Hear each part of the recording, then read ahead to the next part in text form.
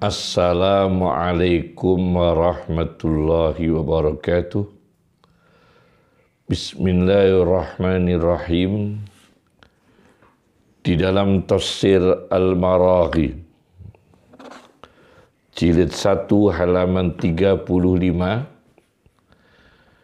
dijelaskan oleh Mustafa Al-Maraghi bahwa petunjuk atau hidayah itu dibagi ada 4. Satu adalah hidayatul ilham, petunjuk berupa ilham yang diberikan oleh Allah kepada bayi. Bayi mempunyai rasa membutuhkan makanan yang bergizi, kemudian bayi itu menjerit, berteriak untuk meminta makan. Itu namanya hidayah ilham. Kemudian yang kedua hidayatul hawas, petunjuk panca indera yang diberikan oleh Allah Subhanahu wa ta'ala kepada manusia dan hewan atau binatang. Binatang dan manusia mempunyai petunjuk hidayah panca indera. Yang ketiga adalah hidayatul aqli, petunjuk akal. Petunjuk akal ini diberikan khusus kepada manusia, tidak diberikan kepada binatang. Jadi di antara dua, manusia dan binatang, yang diberi hanya manusia, tidak diberikan kepada binatang. Jin mempunyai akal, malaikat juga mempunyai akal. Binatang tidak mempunyai akal. Hidayatul aqli. Karena apa? Karena untuk meluruskan kesalahan petunjuk panca indera, maka dengan petunjuk akal. Kata Al-Maraghi, fala budda lahu minal aqli. Manusia membutuhkan akal. Tidak bisa tidak membutuhkan akal. Alladhi yusakhihu lahu aghlatul hawas. Untuk meluruskan, untuk membetulkan kepada manusia mengenai kesalahan-kesalahan yang diserap oleh panca indera. Ala tara as-Safrawiyah, bukankah kamu tidak mengetahui penderita liver as-Safrawiyah yazuqul khuluwa murran, mencicipi, merasakan barang yang manis dirasakan pahit. Nah, ini panca indera. Tetapi akal mengatakan sebetulnya itu barang manis, bukan pahit. Warra'iya, orang yang melihat, yubsirul 'ud al-mustaqim, melihat kayu yang lurus, al-'ud al-mustaqim fil ma'i, ketika benda namanya kayu yang lurus itu terapung di atas air, dilihatnya muwajjad, bengkong, padahal lurus. Tapi panca indera melihatnya bengkong, tapi akal mengatakan kayu itu lurus. Nah, jadi akal ini berfungsi untuk meluruskan kesalahan apa yang ditemukan oleh panca indera. Yang keempat adalah petunjuk agama dan syariat agama. Karena apa? Mustafa Al-Maraghi di dalam tafsirnya mengatakan wala yasilu fikruhu ila ma fihi sa'adatuhu. Pemikiran manusia tidak menjamin manusia itu tercapai apa yang membahagiakan, apa yang membawa kebahagiaan fi hadhil hayat di dalam kehidupan ini. Fakhtaja ila hidayatid din, maka membutuhkan petunjuk agama. Alladzi tafaddalallahu biha alaih, yang telah dianugerahkan Allah kepadanya. Wa wahabahu iyyaha, dan mendapatkan hibah dari Allah berupa hidayah agama. Seorang ulama kontemporer, Habib Umar ibn Hafid, semoga dipanjangkan umurnya dengan barokah oleh Allah Subhanahu wa taala, mempunyai kitab Al-Ittisal bima'anil yaqin wal qurbi was sa'adah wa haqiqatil khilafah. Di halaman 110, Habib Umar bin Hafid Yaman mengatakan bahwa di antara yang dibutuhkan manusia untuk menjaga cahaya agama dan manhaj rabbani ialah metode jalan, yang jalan itu merupakan al-manhaj ar-rabbani dari Allah Subhanahu wa taala. Di antaranya ialah wa nashru halaqatit ta'lim fil amakin, yaitu menyebarkan halaqah-halaqah pengajaran agama di berbagai tempat. Walam takun wasatul buyut wal masajid fahasbu. Pendidikan-pendidikan agama tidak hanya disebarkan, disampaikan di tengah-tengah rumah-rumah dan masjid-masjid. Bal kanat fi aswaqil muslimin. Pengajaran-pengajaran halaqah-halaqah pendidikan agama Islam disebarkan di pasar-pasarnya umat Islam. Wa turuqihim, di jalan-jalan sampaikan pelajaran agama. Haitsu ma ji'ta, di mana kamu datang. Wa fi asfaril muslimin, di dalam perjalanan-perjalanan umat Islam sampaikan pelajaran agama. Fi hattihim, ketika berhenti, ketika turun dari perjalanan mereka. Wa fi rahilihim, dan ketika berangkat perjalanan mereka. Khilaqul ilmi wal zikri wal Qur'an qaimah. Halaqah-halaqah ilmu agama, zikir dan Quran berdiri tegak di tengah-tengah mereka ketika mereka di pasar, di jalan, dalam perjalanan dan sebagainya. Wal madadu mutawasilun bainahum wa bainallahi ta'ala, maka pertolongan Allah itu sambung menyambung antara mereka dan Allah Subhanahu wa ta'ala. Tapi yang dirisaukan oleh Habib Umar bin Hafid Yaman Al-Mu'ammar dalam karyanya Al-Ittisal ialah apa yang beliau risaukan ialah banyak orang mencari ilmu, belajar ilmu, yatalaqqafu al-mabsusat, menerima apa yang disebarkan, ilmu-ilmu yang disebarkan fil internet, di internet, min kalami hada wa min kalami hada, dari perkataan ini orang, pendapatnya ini orang, walaysa lahu syaikhun yartabitu bihi, tanpa ada guru yang mengikatnya, tanpa ada guru yang orang itu terikat dengan guru tersebut. Wala murabbin yurabbihi, tanpa ada pendidik.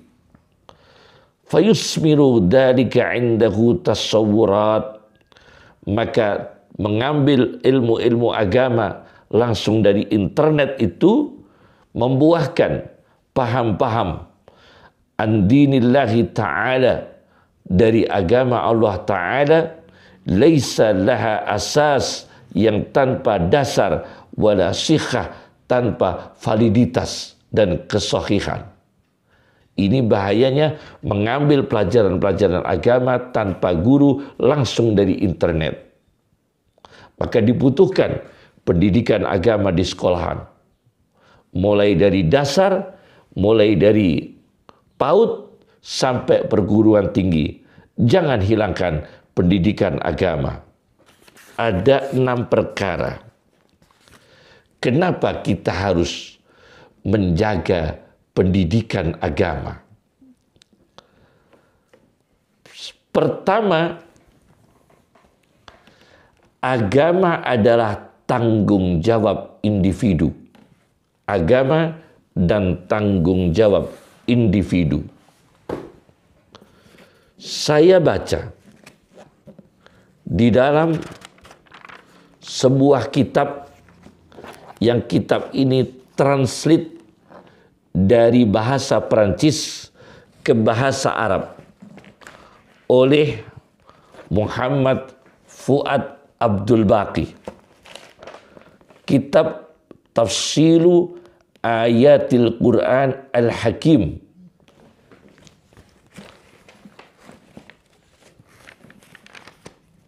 Di halaman 122 mengenai tema-tema Al-Quran, di antaranya adalah al-mas'uliyatus sahsiyah, ialah tanggung jawab individu. Di dalam ayat-ayat yang dikumpulkan tentang tanggung jawab individu manusia, di sini saya bacakan di antaranya di surat Al-An'am ayat 104. Faman absara fali nafsihi wa man amiya fa'alaiha. Maka barang siapa yang mengetahui, melihat ilmu agama, kandungan Al-Quran, hadis Nabi SAW, apa yang diwariskan dari sahabat dan tabi'in dan para ulama yang salih, dan dari para kiai-kiai yang salih yang tersebar di berbagai pesantren di Indonesia. Kalau mereka mempelajari apa yang diwariskan oleh beliau-beliau ini, fadinafsihi, maka akan mendapatkan manfaat dan menguntungkan dan membawa kebahagiaan pada dirinya sendiri. Wa man 'amiya fa'alaiha, dan barang siapa yang buta agama, tidak tahu Al-Quran, tidak tahu hadis, tidak tahu kandungan Islam, tidak tahu arahan Islam, tidak tahu bimbingan Islam, baik itu ideologi, moralitas, teologi, ekonomi, dan lain sebagainya, apa yang terjadi? Jauh dari pesantren, jauh dari ulama, jauh dari kiai, jauh dari pendidikan agama.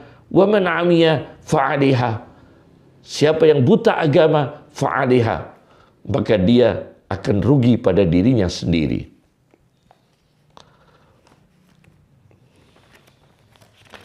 Yang kedua, agama tidak bisa dipisahkan dari kehidupan. Saya baca di dalam kitab karya Profesor Dr. Wahbah Az-Zuhaili yang punya tafsir Al-Munir, punya kitab Al-Fiqhul Islami wa Adillatuh. Di dalam karyanya Al-Quranul Karim binyatuhu at-tashri'iyah wa khasaisuhu al-khadariyah. Bagaimana Al-Quran dan konstruksi Al-Quran, undang-undang Al-Quran, untuk menata kehidupan manusia, wa khasaisuhu al-khadariyah, dan spesifik Al-Quran, kelebihan Al-Quran, keistimewaan Al-Quran terkait dengan peradaban, wa khasaisuhu al-khadariyah, di halaman 103-104. Profesor Dr. Wahbah Az-Zuhaili mengatakan, wa qad adda hadzal infisal, sungguh telah mendatangkan pemisahan.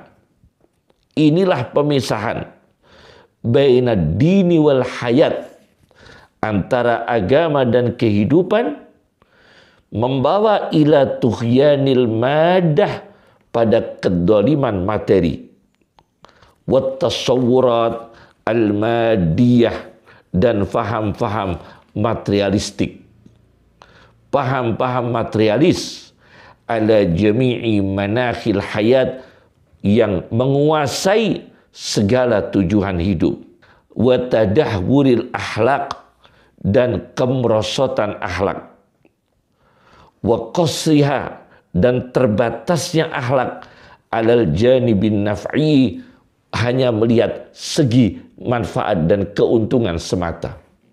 Jadi akhlak hanya dinilai keuntungan. Minuman keras dilegalkan. Ini akhlak hanya dilihat keuntungan. Yang menguntungkan ekonomi dilegalkan. Yang menguntungkan secara materi dilegalkan. Fahiyya tukhtaramu linaf'iyyatiha la lidzatiha. Maka akhlak ini hanya dimuliakan karena kemanfaatannya. La lidzatiha, bukan semata-mata zatnya akhlak. Bisababi fasadil aqidah, karena telah rusaknya akidah. Maka akhlak hanya dibatasi yang bermanfaat. Keterkaitan dengan agama sudah tidak dilihat, sudah tidak diperhatikan. Keterkaitan dengan akidah sudah tidak diperhatikan. Apa yang terjadi? Kemudian singkatnya, wasya'al qalaq, banyak kerisauan, kegelisahan merajalela. Wa kasuratil intiharat, banyak bunuh diri. Kemudian wa nasya'a hubbus saytarah, muncullah ingin menguasai, wasti'marus syu'ub al-mutakhallifah, yaitu penjajahan terhadap bangsa-bangsa yang terbelakang. Wal buldan al-faqirah, penjajahan terhadap negeri-negeri yang miskin. Wal manatiq al-ghaniyah, penjajahan terhadap wilayah daerah-daerah yang kaya. Bisarawatiha, dengan kekayaan-kekayaan alam yang ada di daerah itu. An-naftiyah, seperti petrol, minyak, awil ma'daniyah, atau tambang. Ini karena materialis. Agama dipisahkan dari kehidupan. Wa baroza at-tamyiz al-unsuri, muncullah diskriminasi rasial. Karena apa? Jauh dari nilai-nilai agama. Ini pandangan Profesor Dr. Wahbah Az-Zuhaili. Yang ketiga, kenapa pendidikan agama harus dijaga dan lebih ditingkatkan? Karena agama membawa keselamatan manusia. Bahkan fitrah manusia merasakan agama bisa membawa keselamatan. Saya baca di dalam kitab Al-Ittisal karya Habib Umar bin Hafid di halaman 25, beliau menceritakan seorang angkatan udara ateis sedang perang. Dia dalam satu peperangan, dikepung oleh pesawat-pesawat musuh. Orang ateis ini bercerita, wa ahatat bi ta'iratul adwi. Aku dikepung oleh pesawat-pesawat musuh. Min kulli janib, dari segala sisi. Dan aku meyakini akan binasa. Fatayaqantul halak. Aku yakin akan mati. Aku yakin akan binasa. Dan aku hidup di keluarga yang ateis, tidak beriman kepada Allah dan tidak beriman kepada hari akhir, yakni mengingkari hari akhir. Maka aku berpikir, kata orang itu, kalau aku turun ke bumi, ke tanah, maka musuh-musuh itu akan menangkap aku dan akan mencelakakan aku. Adrakuni wa ahlakuni. Dan apabila aku di udara tetap melakukan perlawanan kepada musuh-musuh dengan pakai pesawat yang mengepung aku, wa ana fit ta'irah al-harbiyah, sedangkan aku di dalam pesawat perang, ahlakuni, mereka akan membinasakan aku, wa qataluni, mereka juga akan membunuhku. Akan tetapi haitsu lam ash'ur bi nafsi khinaha, di waktu itu, lam ash'ur khinaha, lam ash'ur bi nafsi, aku tidak sadar, illa wa ana asihu, melainkan aku sedang berteriak, bikulli kayani, dengan segala keberadaanku, bikulli kiyani, aku berteriak, ya Allah, ya Allah, ya Allah. Padahal ini orang ateis. Ketika di udara dengan pesawat perangnya dan dikepung oleh pesawat-pesawat musuh yang lain, siap menembakkan pelurunya, siap membinasakannya, tapi tanpa disadari dia berteriak, ya Allah, ya Allah, ya Allah. Memanggil Allah 3 kali. Dan akhirnya fatahhallastu, aku bisa lepas dari kepungan itu. Walam adri, aku tidak tahu, kaifa tahallastu, bagaimana aku bisa lepas, bisa selamat dari kepungan itu. Wa min yaumiha, mulai dari hari itu, araftu rabbi, aku mengenal Tuhanku, akhirnya beragama Islam. Nah, ini berarti agama dengan fitrah saja, fitrah dikembangkan menjadi beriman dengan Allah Subhanahu wa ta'ala, membawa keselamatan. Yang keempat adalah kerusakan akibat jauh dari agama. Jauh dari agama membawa kerusakan manusia. Tentang kerusakan moral kalau jauh dari agama, saya ambil contoh misalnya minuman keras saja. Kerugian ekonomi akibat alkoholisme di Amerika Serikat diperkirakan lebih dari 25 miliar dolar setiap tahun. Nah, ini kerugian ekonomi. Karena ketidakhadiran mereka di industri-industri, rendahnya efisiensi kerja, dan kecelakaan, serta biaya yang harus dikeluarkan untuk merawat orang-orang yang kecanduan minuman keras. Itu kerugian di Amerika Serikat 25 miliar dolar setiap tahun. Alkoholisme, usia orang yang kecanduan alkohol adalah 12 tahun lebih pendek daripada usia orang yang tidak mengkonsumsi minuman keras. 12 tahun lebih pendek. Ini penelitian. Kemudian perjudian. Perjudian ini juga membawa penderitaan. Apa penderitaan perjudian? Banyak sekali. Di antaranya perjudian mendidik mentalitas jalan pintas. Perjudian mematikan kreativitas dan memasyarakatkan mimpi yang tak terbatas dalam beberapa sistem sosial. Perjudian alat untuk memindahkan kekayaan orang miskin ke kantong orang-orang kaya dalam waktu yang cepat. Ini perjudian. Kemudian perzinaan premarital. Perzinaan sebelum perkawinan, premarital, atau perzinaan sesudah perkawinan, extramarital, juga membawa kerusakan yang sangat besar.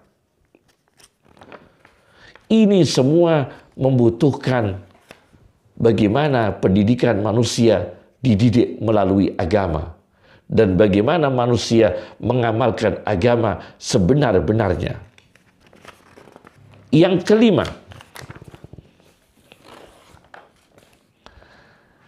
agama menjadikan manusia intelektual yang bermartabat. Nah ini, agama menjadikan manusia intelektual yang bermartabat. Saya baca di dalam sebuah kitab Kaifa turabbi abna'aka fi hadzal zaman, karya Dr. Hasan Syamsi Basha. Kaifa turabbi abna'aka, bagaimana Anda mendidik anak-anak Anda fi hadzal zaman, di zaman ini. Saya baca di halaman 127. Disebutkan di sini, diceritakan seorang hakim agung dalam sejarah. Namanya Isa ibn Miskin, hakim agung. Itu menyempatkan waktu yukri'u banatihi, mengajarkan Al-Quran kepada putri-putrinya, wahafizatihi, dan cucu-cucunya yang putri-putri seluruh cucunya. Faida kana ba'dal asri, kalau sesudah waktu asar, memanggil kedua putrinya dan keponakan-keponakan putri-putri dari saudara laki-laki untuk diajarkan Al-Quran dan ilmu pengetahuan. Bahkan tokoh dalam sejarah Islam Asad bin Furat yang melakukan ekspansi Islam, membuka Sisilia atau Sicilia. Sisilia merupakan daerah otonomi di Italia, pulau terbesar di Laut Tengah, luas 25.703 km persegi. Ini ada pulau di Laut Tengah, namanya Pulau Sisilia, daerah otonomi Italia, atau dalam Arabnya, geografi Arabnya disebut Sicilia. Yang membawa Islam ke daerah itu, ke pulau itu, yang membawa ekspansi Islam adalah Asad bin Furat. Apa kegiatannya Asad bin Furat? Mendidik putrinya yang bernama Asma, dididik ilmu pengetahuan dan Al-Quran. Akhirnya putrinya yang bernama Asma nalat minal ilmi darajatan kabirah, mencapai tingkatan yang besar, derajat yang besar dalam ilmu pengetahuan. Inilah agama menjadikan manusia intelektual yang bermartabat. Yang keenam, agama sebagai pondasi semua kebiasaan dan bakat manusia. Agama sebagai pondasi dasar semua kebiasaan dan seluruh bakat manusia. Saya baca dalam teori Kaldunis atau yang dikenal dengan Muqaddimah Ibnu Khaldun. Muqaddimah Ibnu Khaldun di halaman 505-506. Ibnu Khaldun mengatakan, "I'lam, ketahuilah, anna ta'limal wildan lil Qur'an, mengajarkan anak-anak Al-Quran, syiar min sya'airid-din, merupakan syiar, ritual, simbol di antara ritual-ritual agama." Apa faedahnya? Apa yang dihasilkan dalam hati manusia? Singkatnya adalah membawa apa? Membawa min rusuhil iman wa aqaidih, kokohnya iman dan akidah-akidah keimanan. Min ayatil Quran, dari ayat-ayat Al-Quran, wa ba'di mutunil ahadis, dan sebagian dari redaksi-redaksi hadis.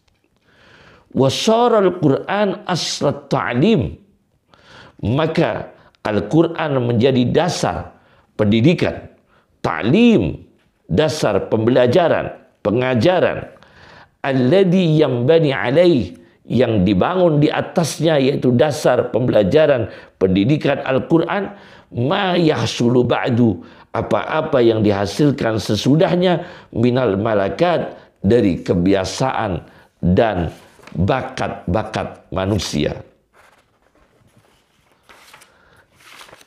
Maka pendidikan agama itu sangat penting, baik di dalam ruang yang formal atau ruang yang tidak formal, termasuk sekolahan. Harus dipertahankan pendidikan agama Islam, mulai dari PAUD sampai perguruan tinggi. Hadirkan guru-guru agama yang sangat mampu, yang berakidah Ahlussunnah wal Jamaah, baik itu dari lingkungan pesantren yang dibina oleh para ulama, para kiai, pesantren Sidogiri, pesantren Lirboyo, pesantren Sarang, pesantren Salafiyah Situbondo, pesantren Pelosok, dan pesantren Hajen, pesantren Lasem, dan lain sebagainya. Insya Allah banyak yang bisa diambil manfaat dari lembaga-lembaga pendidikan tersebut untuk menjaga manusia dengan pendidikan agama. Ambil kekayaan ilmu di pesantren-pesantren itu untuk menjaga manusia Indonesia berilmu, berintelektual, yang bermartabat. Yang terakhir, kita menjaga pendidikan agama untuk membendung, untuk menjauhkan manusia dari apa yang telah dikhawatirkan Nabi kita Shallallahu Alaihi Wasallam, yang dikutip dalam kitab Syu'abul Iman. Dalam kitab Syu'abul Iman karya Al-Baihaqi, hadis nomor 1908, Rasulullah Shallallahu Alaihi Wasallam mengatakan, yushiku ayyatiya ala nasi zaman, sebentar lagi akan muncul zaman, akan datang zaman pada manusia. sudah dekat akan datangnya zaman pada manusia. La yabqa minal Islam illa ismu. Yang tersisa dari Islam hanya namanya. Tapi tidak diajarkan esensi Islam, substansi Islam, akidah Islam, akhlak Islam, ekonomi Islam, budaya yang Islami. Wala yabqa minal Qur'ani illa rasmuh. Dan tidak tersisa dari Al-Quran kecuali hanya gambar, tulisannya saja. Hanya rupa luarnya saja. Tidak diaktualisasikan dalam kehidupan. Masajiduhu ma'amirah, kata Rasulullah SAW. Masjid-masjid mereka banyak yang dibangun. Wa yaharab minal huda, tetapi kosong, sepi, roboh, tidak ada hidayah di dalam masjid-masjid umat Islam. Ulama'uhum asyarru man tahta adimis sama, yang lebih memprihatinkan orang-orang yang tahu agama dari mereka menjadi manusia yang terburuk di antara manusia yang di bawah permukaan langit.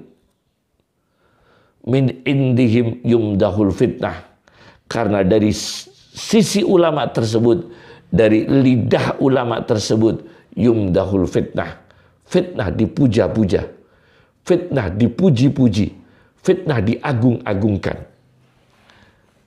Itu bahayanya ulama pada akhir zaman. Tapi tidak semua ulama seperti itu. Insya Allah masih banyak ulama yang baik di akhir zaman, yang ikhlas, yang mursyid, membimbing, yang rabbani, dekat dengan Allah Subhanahu wa ta'ala.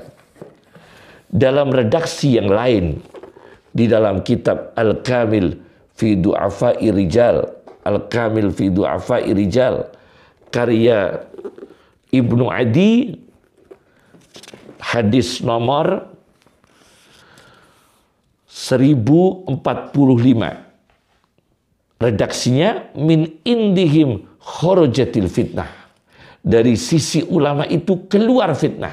Banyak ulama penyebar fitnah, mengeluarkan statement-statement fitnah yang merontohkan akidah umat, yang menyesatkan umat. Wa fihim ta'udu, tapi fitnah itu akan kembali pada ulama tersebut. Akibat buruknya akan menimpa pada ulama tersebut. Na'udzubillah min dzalik. Assalamualaikum warahmatullahi wabarakatuh.